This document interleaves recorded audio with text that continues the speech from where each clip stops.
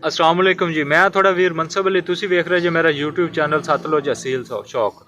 ਅੱਜ ਦੀ ਵੀਡੀਓ ਅੱਜ ਇਸ ਵੀਡੀਓ ਦੇ ਵਿੱਚ ਮੈਂ ਦੋਸਤਾਂ ਵੀਰਾਂ ਨੂੰ ਮੁਰਗ ਦੀ ਚੰਡੀ ਦੇ ਬਾਰੇ ਦੱਸਾਂਗਾ। ਜਿਹੜੇ ਦੋਸਤਾਂ ਵੀਰਾਂ ਕੋਲ ਜਗ੍ਹਾ ਪੱਕੀ ਹੁੰਦੀ, ਪੱਕੀ ਤੇ ਜਗ੍ਹਾ ਖੜੇ ਹੋਣ ਦੀ ਵਜ੍ਹਾ ਤੋਂ ਮੁਰਗ ਨੂੰ ਚੰਡੀ ਪੈ ਜਾਂਦੀ। ਚੰਡੀ ਦੀ ਵਜ੍ਹਾ ਤੋਂ ਮੁਰਗ ਬਹੁਤ ਜ਼ਿਆਦਾ ਤਕਲੀਫ ਮਹਿਸੂਸ ਕਰਦਾ ਹੈ। ਤਕਲੀਫ ਮਹਿਸੂਸ ਕਰਨ ਨਾਲ ਨਾ ਤਾਂ ਮੁਰਗੀ ਨਾਲ ਜੋੜੇ ਹੁੰਦਾ ਹੈ ਤੇ ਨਾ ਹੀ ਮੁਰਗ ਖਾਣਾ ਪੀਣਾ ਵੀ ਕੰਮ ਕਰ ਦਿੰਦਾ ਹੈ ਤੇ ਮੁਰਗ ਪੈਰਾਂ ਤੇ ਖੜਾ ਵੀ ਨਹੀਂ ਹੋ ਸਕਦਾ। ਤੇ ਅੱਜ ਇਸ ਵੀਡੀਓ ਦੇ ਵਿੱਚ ਮੈਂ ਦੋਸਤਾਂ ਵੀਰਾਂ ਨੂੰ ਬਹੁਤ ਹੀ ਜ਼ਬਰਦਸਤ ਤੇ ਕਮਾਲ ਦਾ ਨੁਸਖਾ ਦੱਸਣਾ ਹੈਗਾ। ਤੇ ਦੋਸਤ ਵੀਰ ਇਸ ਮੇਰੀ ਵੀਡੀਓ ਮੁਕੰਮਲ ਦੇਖਣਾ। ਤੇ ਜਿਹੜੇ ਦੋਸਤਾਂ ਵੀਰਾਂ ਨੇ ਮੇਰਾ ਚੈਨਲ ਸਬਸਕ੍ਰਾਈਬ ਨਹੀਂ ਕੀਤਾ, ਮੇਰਾ ਚੈਨਲ ਸਬਸਕ੍ਰਾਈਬ ਕਰ ਲਓ। ਇਸ ਚੈਨਲ ਤੇ ਦੋਸਤਾਂ ਵੀਰਾਂ ਨੂੰ ਬਹੁਤ ਹੀ ਜ਼ਬਰਦਸਤ, ਬਹੁਤ ਹੀ ਕਮਾਲ ਦੀ ਵੀਡੀਓ ਤੇ ਨੁਸਖੇ ਤੁਹਾਨੂੰ ਦੋਸਤਾਂ ਵੀਰਾਂ ਨੂੰ ਮੁਰਗ ਦੇ ਮੁਤਲਕ ਦੱਸਾਂਗਾ। ਤੇ ਬਾਜ਼ ਔਕਾਤ ਦੋਸਤ ਵੀਰ ਮੇਰੀ ਵੀਡੀਓ ਸਬਸਕ੍ਰਾਈਬ ਕੀਤੇ ਬਗੈਰ ਵੇਖਦੇ ਹਨ ਤੇ ਉਹਨਾਂ ਅੱਗੇ ਰਿਕੁਐਸਟ ਹੈ ਤੇ ਮਿਹਰਬਾਨੀ ਹੈ ਤੇ ਮੇਰੇ ਚੈਨਲ ਨੂੰ ਸਬਸਕ੍ਰਾਈਬ ਕਰੋ।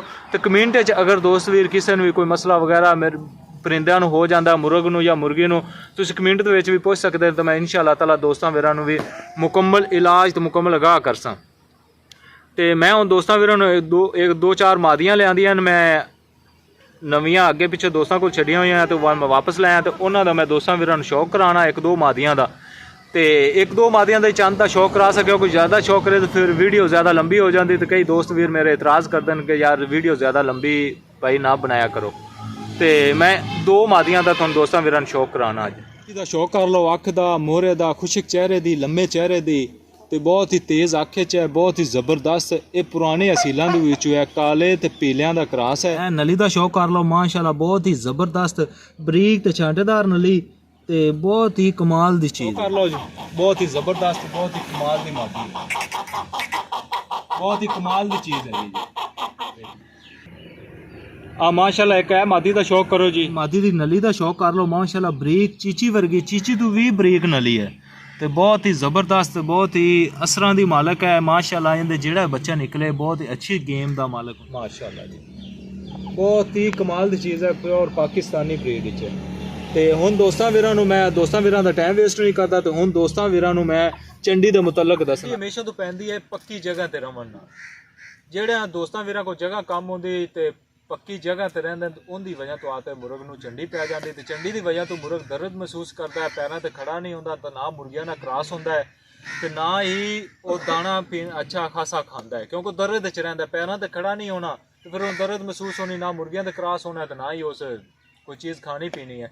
ਤੇ ਅੱਜ ਮੈਂ ਦੋਸਤਾਂ ਵੀਰਾਂ ਨੂੰ ਬਹੁਤ ਹੀ ਜ਼ਬਰਦਸਤ, ਬਹੁਤ ਹੀ ਕਮਾਲ ਦਾ ਤੇ ਦੇਸੀ ਨੁਸਖਾ ਦੱਸਣਾ ਹੈ ਚੰਡੀ ਖਤਮ ਕਰਨ ਦਾ। ਚੰਡੀ ਖਤਮ ਕਰਨ ਦਾ ਬਹੁਤ ਹੀ ਕਮਾਲ ਦਾ ਨੁਸਖਾ ਹੈ ਤੇ ਇਹ ਇਨਸ਼ਾ ਤਾਲਾ ਮੇਰੇ ਦੋਸਤ ਵੀਰ ਮੇਰੀ ਵੀਡੀਓ ਮੁਕੰਮਲ ਵੇਖਣਾ। ਤੇ ਜਿਹੜੇ ਦੋਸਤਾਂ ਵੀਰਾਂ ਨੇ ਮੇਰੇ ਚੈਨਲ ਸਬਸਕ੍ਰਾਈਬ ਨਹੀਂ ਕੀਤਾ ਤਾਂ ਮੇਰੇ ਚੈਨਲ ਨੂੰ ਸਬਸਕ੍ਰਾਈਬ ਕਰੋ ਤੇ ਲਾਈਕ ਤੇ ਕਮੈਂਟ ਜ਼ਰੂਰ ਕੀਤਾ ਕਰੋ। ਤੇ ਹੁਣ ਤੁਹਾਨੂੰ ਦੱਸਣਾ ਹੈ ਜੀ ਮੁਰਗ ਦੀ ਚੰਡੀ ਦਾ ਨੁਸਖਾ। ਪਹਿਲੇ ਨੰਬਰ ਤੇ ਤੁਸੀਂ ਲੈਣਾ ਹੈ ਜੀ ਮਿੱਠਾ ਸੋਡਾ। ਮਿੱਠੇ ਸੋਡਾ ਤਕਰੀਬਨ ਅੱਧਾ ਚਮਚ ਮਿੱਠਾ ਸੋਡਾ ਲੈ ਲੈਣਾ ਹੈ, ਅੱਧਾ ਚਮਚ ਮਿੱਠਾ ਸੋਡਾ ਲੈ ਲੈਣਾ ਹੈ।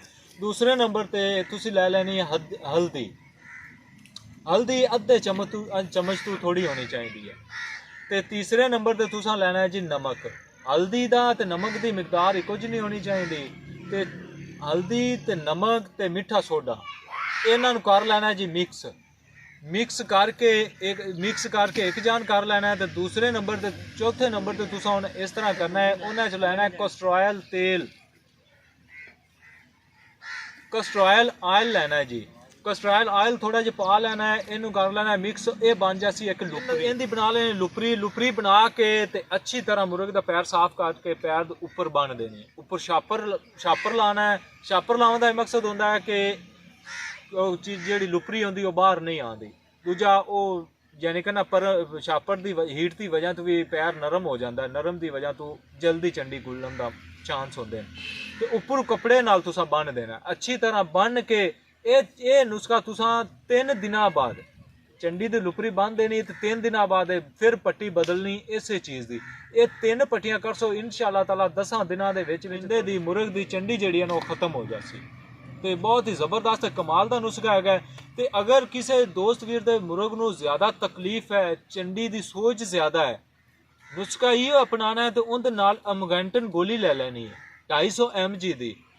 ਉਹਦਾ ਤੁਸੀਂ ਦੋ ਹਿੱਸੇ ਕਰ ਲੈਣੇ ਨੇ, ਸਵੇਰ ਸ਼ਾਮ ਅੱਧੀ ਅੱਧੀ ਗੋਲੀ ਦੇਣੀ ਹੈ। ਤੇ ਇਨਸ਼ਾਅੱਲਾ ਤਾਲਾ 2 ਗੋਲੀਆਂ ਦੇਸੋ ਤੁਹਾਡੇ ਮੁਰਗ ਦਾ ਸੋਜ ਵੀ ਖਤਮ ਹੋ ਜਾਸੀ, ਜਿਹੜੇ ਪੈਰ ਦੇ ਵਿੱਚ ਰੇਸ਼ਾ ਵਗੈਰਾ ਹੁੰਦਾ ਹੈ ਟੋਟਲ ਮੁਕੰਮਲ ਉਹ ਵੀ ਜ਼ਖਮ ਵੀ ਸੈੱਟ ਹੋ ਜਾਸੀ। ਇਹ ਦੇਣੀ ਹੈ ਜ਼ਿਆਦਾ ਤਕਲੀਫ ਹੋਣ ਦੀ ਵਜ੍ਹਾ ਤੋਂ ਗੋਲੀ ਦੇਣੀ ਹੈ।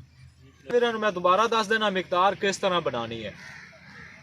ਤੁਸੀਂ ਲੈਣਾ ਜੀ ਮਿੱਠੇ ਸੋਡੇ ਦੀ ਅੱਧੀ ਚਮਚੀ ਮਿੱਠੇ ਸੋਡੇ ਦੀ ਲੈਣੀ, हल्दी ले लेनी है, मिठे सोडे की मिकदार ज़्यादा रखनी है, हल्दी की मिकदार थोड़ी रखनी है, अद्धी चम्मच तू कम लेनी है, ठीक है ना जी।